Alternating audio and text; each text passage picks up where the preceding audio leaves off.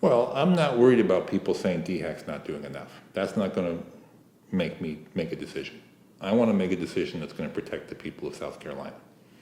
And people will have their opinions, that's fair, and we certainly respect that and we listen to their opinions. But in the end, we have to make decisions based on what we think will be the best course to protect the people of South Carolina.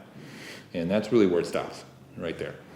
Now, having said that, certainly if I had a child in a K through 12 school, I would want that child to go to a school where masks were required, no question. That's the safest environment for that child.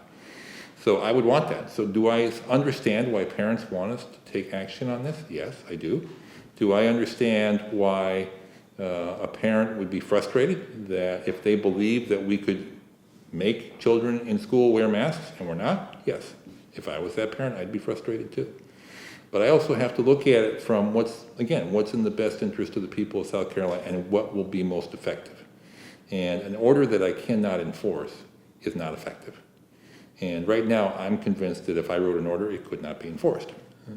Therefore, that's not the most effective course, because it's almost like if you write a law and you can't enforce the law, people start to lose respect for the law. Same thing here.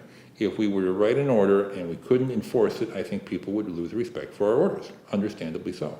I think all of us share the same goal. We all want to defeat COVID. I can assure you from many meetings with the governor, he is very focused on defeating COVID. Do we always agree 100% on how to get there? No. And when we don't, we say so.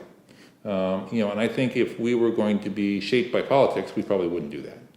So I think my answer to that is we speak to the science, we speak to the very best evidence, and we recommend actions both by individual citizens and by our government based on what we believe is going to be most effective, looking at the research, looking at the science.